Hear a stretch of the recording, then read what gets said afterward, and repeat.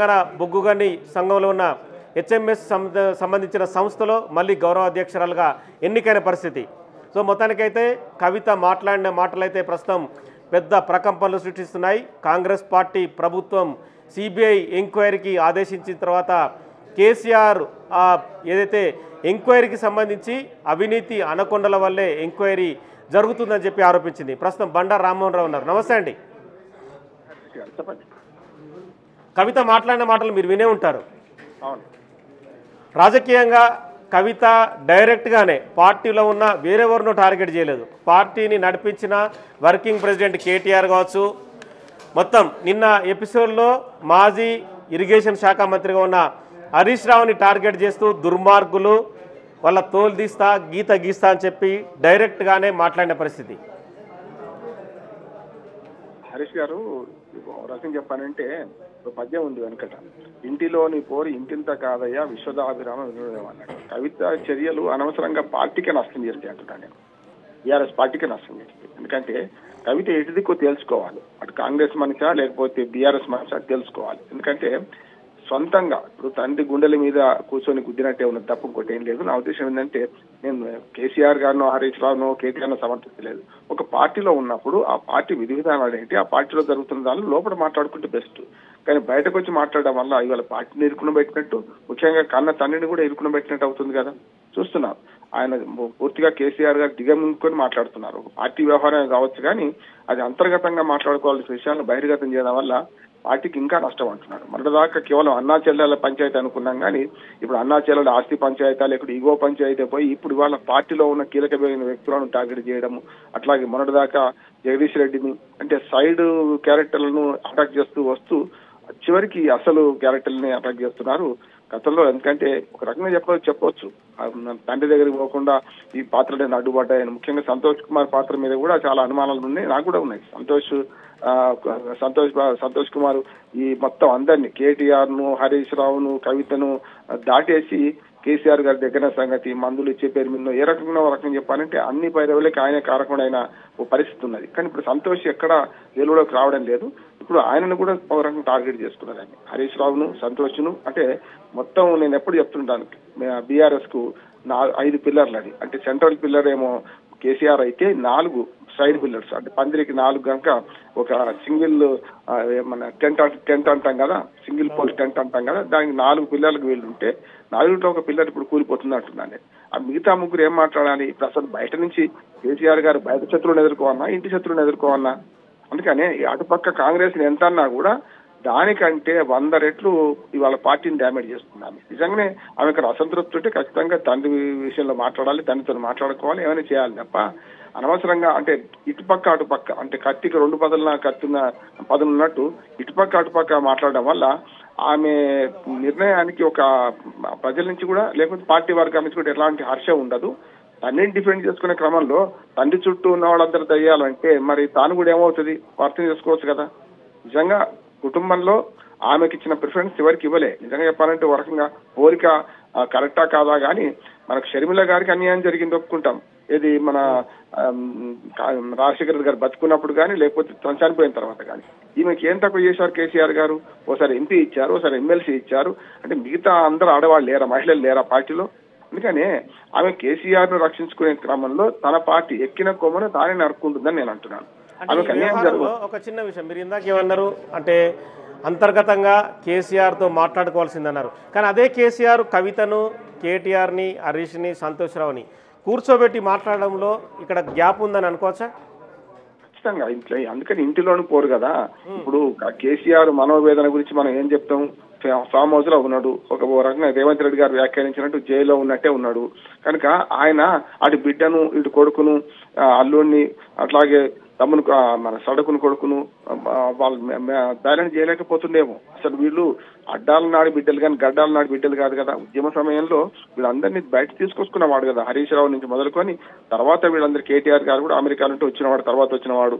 అందరినీ సమన్వయం చేసుకుంటూ 10 ఏళ్ళు ఒక పార్టీని నడిపిండు, మన ఉద్యమాన్ని నడిపిండు, తర్వాత ప్రభుత్వాన్ని నడిపిండు.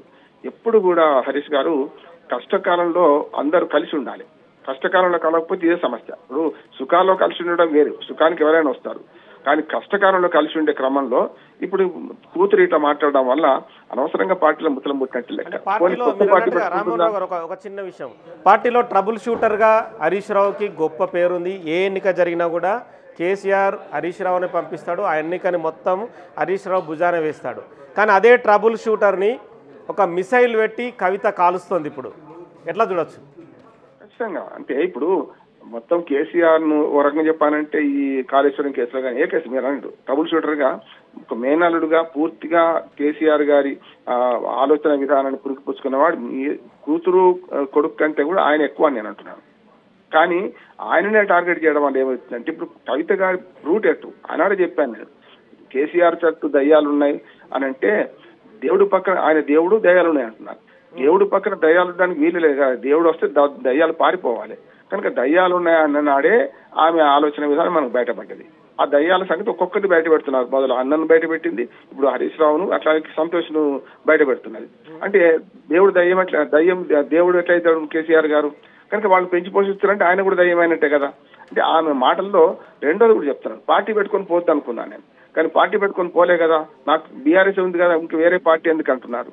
నిజంగానే ఆమె నా ఉద్దేశం ఏంటంటే చాలా వరకు రాజకీయాల్లో కానీ అప్పుడు రాజుల కాలం నుంచి ఇప్పటిదాకా ఆధునిక ప్రజాస్వామ్యంలో కానీ ఒకే కుటుంబంలో ఉన్న ఆడ మగ ఉంటే ఖచ్చితంగా ఆడవాళ్ళకి అన్యాయం జరుగుతుంది. అది షర్మిల కావచ్చు, ప్రియాంక గాంధీ కావచ్చు, ఇంకెవరైనా కానీ కూడా మీరంటగా రామ్మోహన్ రావు గారు అంటే కుటుంబంలో కుంపటి ఉందనేది ఖచ్చితంగా అర్థమవుతుంది. కానీ 2001లో ప్రారంభమైన టీఆర్ఎస్ పార్టీ ప్రస్థానం తెలంగాణ ఉద్యమే వాళ్ళదంటగా చూపించారు. హరీష్ కానీ, ఈటల రాజేందర్ కానీ, కొంతమంది చాలామంది కేసీఆర్ పక్కన ఉండి పార్టీని నడిపించారు. తదుపరి కేటీఆర్ లాంటి కవిత లాంటి తదుపరి వచ్చినా కూడా ఈరోజు అదే కవిత గతంలో ఉన్న నేతలందరినీ టార్గెట్ చేస్తూ మాట్లాడడం అంటే పార్టీని దాదాపుగా కొలాప్స్ చేస్తూ మాట్లాడినట్లే. ఆమె ఒక మాట మాట్లాడింది, బీఆర్ఎస్ పార్టీ ఉంటే ఎంత పోతే ఎంత అనే మాట్లాడింది. అంటే శ్రీకృష్ణ పరమాత్మకే తప్పలేదు హరీష్ గారు. ఏమంటే యాదవకులు ఉన్న ముసలం పుట్టిందంటారే, నిజంగా అంతే కదా. కృష్ణ పరమాత్మకే చివరికి అవసాన దేశంలో తప్పలేదు. ఇక్కడ కూడా ఏమంటున్నానంటే హరీష్ రావును వీళ్ళందరూ టార్గెట్ చేయడం ఏంటంటే చుట్టూ ఉన్న మిసైల్స్ అంటే రక్షణ గోడలను పేల్చుకుంటూ పోవడం అన్నట్టు. మరి నిజంగానే హరీష్ రావు రేవంత్ రెడ్డి ఒకటి అనుకుంటే మరి కవిత రేవంత్ రెడ్డి ఒకటి కావద్దని ఉంది, ఒకటి అని ఎందుకు అనవద్దు కదా. బీజేపీకి ఎట్లా బీజేపీతో వ్యతిరేకంగా మాట్లాడుతుంది, బీజేపీతో కలుస్తా అంటే వద్దన్నా అన్నది, బీజేపీ నన్ను కష్టపెడితే నేను చాలా కష్టంలో ఉన్నా మీరు బీజేపీతో కలిసే ప్రయత్నం చేస్తారా అన్న మాట అన్నది అన్నను ఉద్దేశించి. కనుక ఇవన్నీ చూస్తే నాకు అర్థమవుతుంది ఏంటంటే కవిత గారికి ఎవరు ఆమె వెనుక ఉన్నారు, తండ్రి దగ్గర లేరు, తండ్రి కూడా చూడడానికి కూడా ఇష్టపడతలేడు. మనం చూసాం కదా, తన కొడుకు సీట్ వచ్చింది అమెరికా పోతుందంటే మనవని దగ్గర తీసుకున్నారు, మనవని పిలుచుకున్నారు, కానీ వీటి కూతుర్ని దగ్గర రానిలేదు చూసినాం కదా. అంటే ఇవన్నీ అక్కసు పెట్టుకొని తండ్రి తనను దూరం పెట్టడానికి కారణం వీళ్ళందరూ అనుకొని ఓ రకంగా చెప్పానంటే సైకోలాగా ప్రవర్తిస్తున్నట్టు ఈ మాట అంటున్నాను. కొంచెం పరిశ్రమంగా ఉన్నా సరే సైకోలాగా ప్రవర్తిస్తుంది. పార్టీ ఏమైనా నష్టపోతే ఇప్పుడు ఇంట్లో ముసలం ఏదైతే ఆమె వల్ల నష్టపోతుందని నేను అనుకుంటాను. మంచిగా చెడ్డో ఇప్పుడు మీరు లోపల ఎన్ని అన్ని ఉండే మీ కుటుంబంలో ఎన్ని భేదాలు ఉన్నా మీరు కుటుంబంలో కూర్చొని మాట్లాడుకున్న విషయాన్ని తప్ప ఎవరెవరి ప్రైవేటు బతుకు వారి సొంతం, పబ్లిక్ లో నిలబడితే ఏమైనా అంటాం తాం అన్నారు మహాకవి శ్రీశ్రీ. ఇవాళ పబ్లిక్ లో మాట్లాడాల్సిన విషయాలు కావు కదా. ఇది కొన్ని పార్టీ పెట్టుకుని వేరుగా పోతుందా, వేరు కుంపటి పెట్టుకుంటుందా అంటే వేరు. కానీ అది కాకుండా ఇది కాకుండా కష్టకాలంలో ఇవాళ పార్టీని మరింత కష్టకాలంలో కష్టాల్లోకి నెట్టే ప్రయత్నం మాత్రమే, ఇదంతకన్నా ఏం లేదు. ఇది ఆమె మరి మనోవేదన అంటూ ఉండొచ్చు, కానీ ఆ మనస్థితికి అర్థం పడుతున్నది పార్టీ ఉంటేంత పోతేంత అనే దగ్గరకు వచ్చినాక. అందుకని వ్యక్తి కంటే పార్టీ గొప్పది, పార్టీ కంటే దేశం గొప్పది అని అనుకోవాలి. కానీ పార్టీ ఉంటేంత పోతేంత, నువ్వు వ్యక్తి ఉంటేంత పోతేంత అని పార్టీ వాళ్ళు అంటారు కదా. ఇప్పటికీ కేసీఆర్ ఆదేశాల లేకపోతే పార్టీ క్రమశిక్షణ కవిత పట్ల పార్టీ వాళ్ళు ఎవరు మాట్లాడతలేరు. ఒక్క జగదీశ్వర రెడ్డి గారు మాట్లాడితే ఆయనను లిల్లీ పుట్ట అని. అవును, పార్టీ క్రమశిక్షణ చర్యలకు సంబంధించి ఏ మాత్రం స్టెప్ వేయలేదు. అంటే షోకాజ్ నోటీస్ ఇవ్వడమా, లేదంటే వివరణ అడగడమా, ఆమెకు ఫోన్ చేసి ఎందుకు మాట్లాడిందన్న విషయాన్ని కనుక్కోవడమా, ఎక్కడ కూడా ఏది జరగడం లేదు. అంటే అంతర్గతంగా వాళ్ళ కుటుంబం మరి కవితను వేరు చేయాలనే చూస్తుందా? అట్లా కూడా లేదు కదా. వేరు చేయాలని చూస్తే ఏమున్నది, క్యాడర్కి ఒక మాట చెప్తే అందరూ దుమ్మెత్తిపోయారు ఆమె మీద కదా. అంటే వాళ్ళకి సమయం పాటిస్తారు. ఇప్పుడు కడుపు తెంచుకుంటే కాళ్ళ మీద పడితే అని సామెత హరీష్. అందుకని ఏమంటున్నా అంటే ఇవాళ కుటుంబంలో జరిగే విషయాన్ని పార్టీని కూడా నియంత్రణకు తీసుకొచ్చి మాట్లాడాలి. నేను చాలా మంది బీఆర్ఎస్ నాయకులు మొదట్లో కవిత మీద మాట్లాడకపోతే నేను హెచ్చరించిన, తప్పయ్యా, ఎందుకంటే స్వామి కంటే స్వామి భక్తి, రాజు కంటే రాజభక్తి చూపించకండి, ఎప్పుడైనా వాళ్ళందరూ ఒకటే, ఆ కుటుంబం ఒకటే ఎప్పుడైనా, కానీ మీరే వేరవుతారా అన్నాను. ఎవరైతే ఎత్తి చూపిస్తున్నారో వాళ్ళను రకరకాలుగా ఈమె మాట్లాడుతుంది కదా.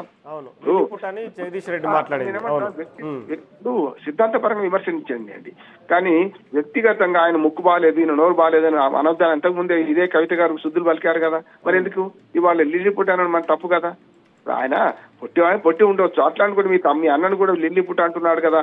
మన ఏమంటారు, మన రకరకాల విమర్శిస్తున్నారు, రేవంత్ రెడ్డి అంటున్నారు కదా. అట్లాగే తాడి చెట్టు అంతా పెరిగినవని హరీష్ రావుని అంటున్నారు కదా. మరి అవి గుర్తొస్తుంది కదా మీకు, మిమ్మల్ని కూడా అన్నారు కదా. ఇప్పుడు కవిత గారిని కూడా రకరకాలుగా బాడీ షేమింగ్ చేస్తే నేను ఖచ్చితంగా డిమాండ్ చేశాను, తప్పిదన్నాను. అందుకనే రాజకీయాల్లో ఇప్పుడు కష్టకాలంలో అందరూ కలిసికట్టుగా ఉండాలి కుటుంబం. ఇవాళ కవిత వల్ల ఏమైందంటే దూరం అవుతున్నారు. కానీ ఏమవుతుందంటే ఒక్కసారి కనుక పార్టీ నిర్ణయం తీసుకొని ఆమె బహిష్కరించిన తెల్లారి ఆమె స్థితిగతులు తెలుస్తా అంటున్నాను.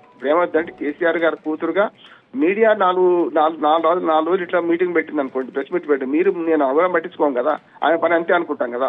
అందుకనే ఆ విలువను దక్కించుకోకపోతే, పార్టీని కాపాడుకునే క్రమంలో తండ్రికి అండగా నిలవకపోతే, కష్టకాలంలో తండ్రికి అండగా నిలవకపోతే మాత్రం తాను చరిత్రహీనురాలుగా మిగిలిపోద్దని నేను అంటున్నాను స్పష్టంగా. నా తండ్రిని రోడ్డు మీద వేశారు, నా తండ్రిని అంటే కాళేశ్వరం ప్రాజెక్టుని అడ్డుపెట్టుకొని హరీష్ కానీ, సంతోష్ కానీ, అలాగే మేఘా కృష్ణారెడ్డి అవినీతి అనకొండలుగా సంపాదించారు, వీళ్ళ వల్లే సిబిఐ ఎంక్వైరీ వచ్చిందని చెప్పి ఆమె ఆరోపణ. అంటే ఇంటర్నల్గా ఏం జరిగింది, కవిత ఈ మాటలు మాట్లాడే అవకాశం ఉంటుందా? ఇంటర్నల్ గా అంటే తండ్రి అయితే ఆ మాట అనిపించాడు. నేను అప్పుడే చెప్తున్నాను, మన లేఖ లీక్ ఎవరైంది అంటే అయితే అమ్మ నువ్వన్నా చేయాలి, మీ నాన్న చేయాలి, లేకపోతే మధ్యన కొరియర్ ఎవరైనా తీసుకుపోయినా వాళ్ళని చేయాలి తప్ప నీ లేఖను తండ్రి బహిర్గతం చేయడు, నీ లేఖను నువ్వన్నా బహిర్గతం చేసుకోవాలి అమెరికా పోయినప్పుడు. అందుకనే కదా ఇటీవల కవితకి ఏమైందంటే పార్టీ ఏమైనా కానీ వ్యక్తిగతమైన స్వార్థం పెరిగింది. మొన్న ఏదైతే బొగ్గు గని కార్మికుల సంఘం గౌరవాధ్యక్షులుగా తీసేయడం అది ఇల్లీగల్, ఆమెకు నేను సమర్థించినప్పుడు కరెక్ట్ కాదు.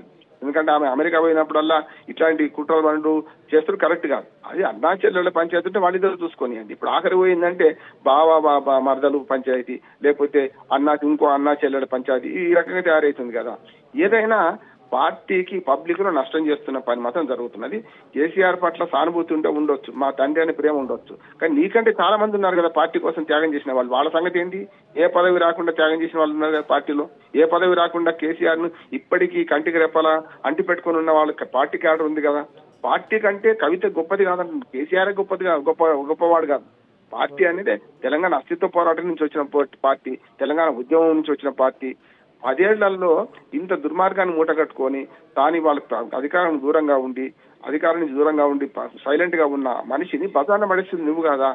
కేసీఆర్ గారు ఎక్కడ లేదు, హరీష్ రావు గాని, కేటీఆర్ గారు గాని, డైరెక్ట్ గా సంతోష్ గాని నీ జోలికి రాలే కదా. వాళ్ళందరూ కూడా ఆవేదన ఉంటే ఉండొచ్చు, అన్యాయం జరుగుతుందని. అందుకనే వెనకటి నుంచి కుటుంబాల్లో మన రాజకీయ కుటుంబాల్లో ఇట్లాంటి సహజమే, కానీ ఇది పెరిగింది అంటున్నారు. ఇందిరాగాంధీ కూడా తప్పలేదు, మేనకా గాంధీ బయటకు పోయి ఎన్ని అవాకులు చవకులు పెరిగింది చూసినాం కదా. ఇప్పుడు సంజయ్ గాంధీ కంటే గొప్పవాడు ఉండినా ఇందిరాగాంధీకి రాజీవ్ గాంధీ తర్వాత ఇచ్చింది. అంటే రాజకీయ కుటుంబాల హరీష్ ఖచ్చితంగా ఇట్లాంటి జరిగినప్పుడు పార్టీ నిలబడాలంటే ఖచ్చితంగా కవిత విషయంలో ఇప్పటికైనా సరే మించిపోయింది, ఇప్పటికైనా సరే పార్టీ ఎన్నికలకు ముందు ఈ కుదుపు అనేది బీఆర్ఎస్ పార్టీకి భారీగా నష్టం చేకూరుస్తుంది అనేది విశ్లేషకులు మీలాంటి వాళ్ళ అభిప్రాయం. ఎన్నికలు ఒకటే కాదు, అసలు పార్టీకే నష్టం. బేసిక్ గా పార్టీ వేళ్లు ఉనుకున్న పార్టీని ఇవాళ కదిలించే పని కదా ఇదంతా. కానీ ప్రజలు నమ్మరా? ఇప్పుడు నాకు సంబంధం లేదు వాళ్ళ పార్టీతోని, అయినా సరే నేను మా కవితను విమర్శిస్తున్నా కదా. రేపు పార్టీ క్యాడర్ అంతకనే విమర్శిస్తుంది. రేపు పొద్దున ఆమె పోతే పోయింది, మా పని మనం చేసుకుంటాం, కేసీఆర్ గారికి అండగా నిలబడతామని ప్రజలు నిలబడవచ్చు. అప్పుడు ఏం చేస్తారు? నష్టమే కావచ్చు. కానీ ఈ లుకలుకలు పెట్టుకొని పార్టీ మొత్తం అంతా రేపు స్థానిక ప్రభుత్వాల ఎన్నికల్లో స్థానికంగా ఉండే పార్టీ క్యాడరు, వాళ్ళ అవసరాలు, వాళ్ళు గెలవాలనే కోరిక, ఇవన్నీ పనిచేస్తాయి తప్ప కవిత దూరమైనంత మాత్రాన పార్టీ మొత్తం ఏదో అయిద్దని మాత్రం అబద్ధం అంటున్నాను. ఇప్పుడు రామ్మోహన్ రావు గారు ఒకసారి లైన్ లో ఉండండి. కాంగ్రెస్ ఎమ్మెల్సీ అద్దంకి దయాకర్ కవిత మాట్లాడిన మాటలపైన రియాక్షన్ ఇచ్చాడు, ఏమందరూ ఒకసారి విందాం. రాజకీయ రగడ కాళేశ్వరం కమిషన్ కూడా వచ్చింది. కాళేశ్వరంలో జరిగిన అవినీతిలో కేసీఆర్కి సంబంధం లేదని కవిత అనడం అనేది విడ్డూరం. సరే, తను అనుకుంటున్న కేసీఆర్ చుట్టూన్న ఇద్దరు దయ్యాల గురించి అయితే చెప్పింది అనుకోండి, ఇది హరీష్ రావు, సంతోష్ రావు అని. కానీ మళ్ళీ రేవంత్ రెడ్డి గారి పేరు తేవడం వల్ల మళ్ళీ రాజకీయమే చేస్తున్న పరిస్థితి. మరి ఈ సందర్భంగా ఏం జరిగింది ఈ గ్యాప్లో అనే విషయాలు చూసుకోవాల్సిన అవసరం ఉంది. ఎందుకంటే కేసీఆర్ తర్వాత ఉన్న ఈ ముగ్గురులో పదవుల పందేరంలో ఏదో అలజడి అడ్డంకులు వస్తున్నమాట మనకు అర్థమవుతున్నది. ఇక్కడ మొన్నటిదానిక టార్గెట్ కేటీఆర్గా నడిచిన చర్చ కాస్త ఇప్పుడు మళ్ళీ హరీష్ రావు వైపు మళ్ళడం వెనుక ఉన్న ఉద్దేశం ఏంటి, దాంట్లో సంతోష్ రావును కలపడం వెనుక ఉన్న కారణాలు ఏంటి అనే విషయాలు పక్కన పెడితే, మొత్తానికి కాళేశ్వరం కథలో హరీష్ రావు పాత్ర, సంతోష్ రావు పాత్రను ఆమె కన్ఫర్మ్ చేసింది. కాబట్టి రేవంత్ రెడ్డి గారి పేరు ఎత్తడం అనేది రాజకీయం కోసం అనేది క్లియర్. దాంట్లో మనం పెద్దగా చర్చించుకోవాల్సిన అవసరం కూడా లేదు. ఎందుకంటే వాళ్ళిద్దరి పేర్లు చెప్పినందుకైనా రేవంత్ రెడ్డి గారి పేరు చెప్పడం వల్ల ఈ అంశాన్ని పెనెట్రేట్ చేసుకోవడానికి ఉపయోగపడుతుంది తప్పితే మరొక దానికి పనికిరాదు. కానీ అన్నిటికంటే ముఖ్యంగా ఏంటంటే, ఇప్పుడు కాళేశ్వరంలో అవినీతి జరిగిందని మాత్రం కవిత ఒప్పుకున్నట్టే లెక్క. కానీ కేసీఆర్ లేకుండా ఈ కాళేశ్వరం అవినీతి జరిగిందని చెప్పాలని చూడడం మాత్రం పూర్తి స్థాయిలో అది అబద్ధం. అది కేవలం తన తండ్రిని కాపాడుకోవడానికి చేసిన ఒక ఎత్తుగడ ప్రకటన తప్పితే దాంట్లో మనం కొత్తగా ఆలోచించాల్సిన అవసరం లేదు. ఏది ఏమైనా సిబిఐకి అప్పచెప్పినాం కదా.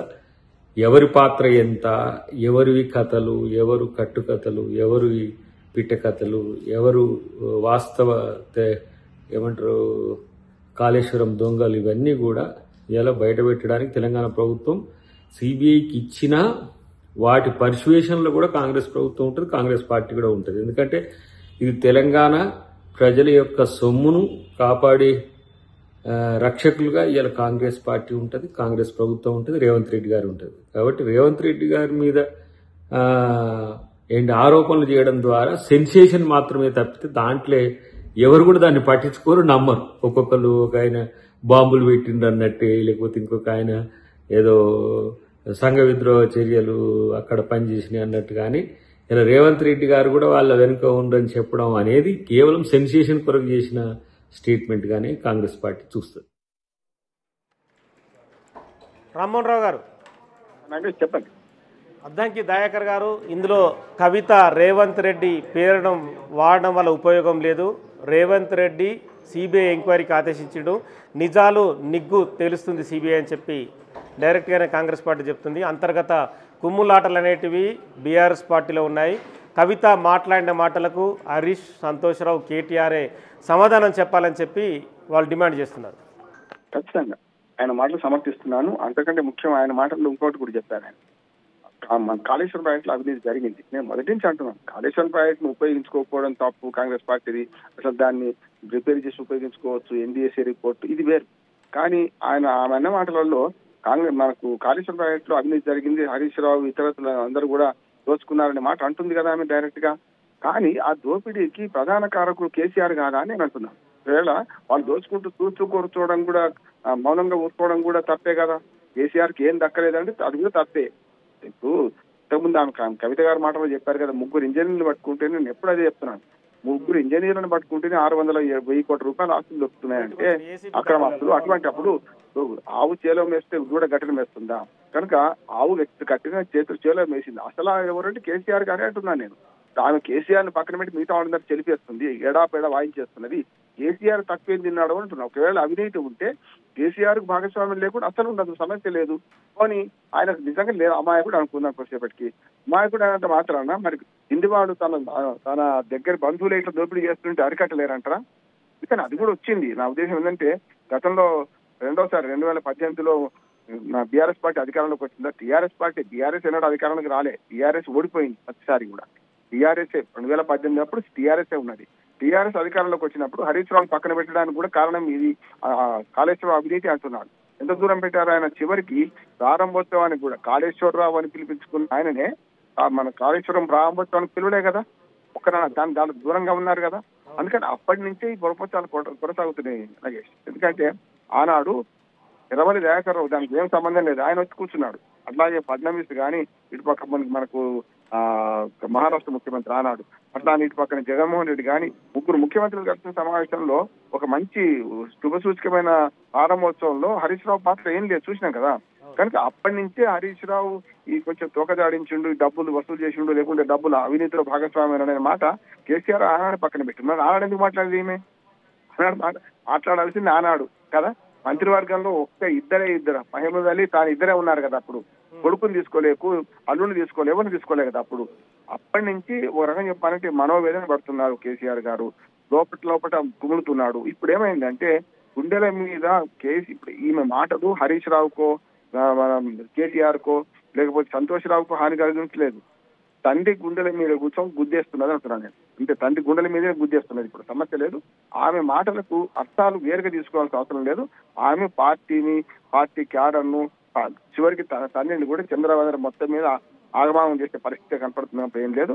ఆమె మాటల్లో మరి బ్యాలెన్స్ ఎందుకు కోల్పోతుంది? ఇట్లా అసలు అవసరం ఏముంది ఇప్పుడు ఈ బ్యాలెన్స్ కోల్పోవడానికి? బీఆర్ఎస్ పార్టీ కండువ వేసుకోకుండా పోనీ జాగృతి కండువ కూడా దానికి కాదనుకుంటున్నాను, ఏదో కొత్త కండువ లక్ష్మి కనపడుతుంది. అందుకని ఇవన్నీ చూస్తే మనకు అర్థమవుతుంది ఏంటంటే ఆమె ఒక రకంగా చెప్పా ఉన్మాద స్థితిలోకి వెళ్ళిపోయిందా ఈ మాట అంటున్నాను. ఆమె కవిత గారు ఉన్మాద స్థితిలోకి వెళ్ళిపోతుందా? పార్టీ ఏమైనా కానీ నేను వ్యక్తిగతంగా ఆమె కూడా బాగుకునేది ఏముండదు. ఇప్పుడు అటు బీజేపీని తిట్టింది, ఇటు మన కాంగ్రెస్ ని తిట్టింది, రేవంత్ రెడ్డిని టార్గెట్ చేసింది. మరి ఆమె ప్రయాణం ఎటువైపు పోతుంది? పార్టీ నుంచి దూరం అవుతుంది. పోనీ బీజేపీ దగ్గర అవుతుందంటే బీజేపీ వద్దంటుంది, కాంగ్రెస్ వద్దంటుంది. మరి ఆమె పార్టీ విధానం ఏంటిది? కొత్త పార్టీ పెట్టింది అనుకోండి, ఇంతకంటే దుర్మార్గం ఇంకోటి ఏం లేదు. ఇప్పుడున్న 3 పార్టీలతోనే ఎగుతున్నామంటే 2 జాతీయ పార్టీలు, 1 ప్రాంతీయ పార్టీ.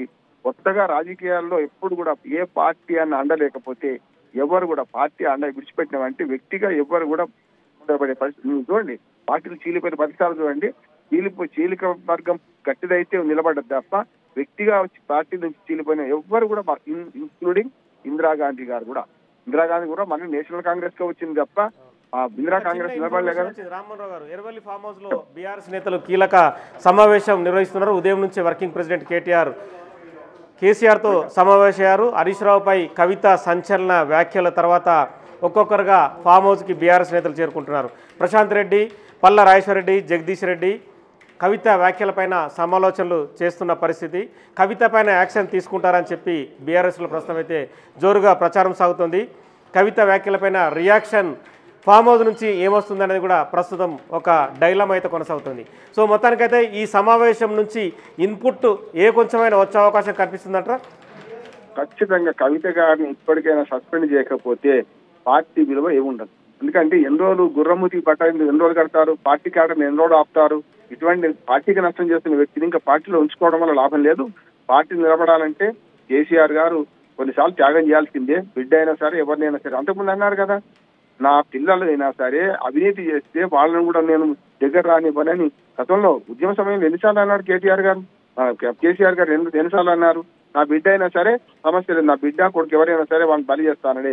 ఇప్పుడు చేయకపోతే మాత్రం కేసీఆర్ మీద గారు కూడా అనుమానం వస్తుంది. ఎందుకంటే వీళ్ళందరినీ చుట్టూ ఇటువంటి వలలన్నీ వస్తుంది.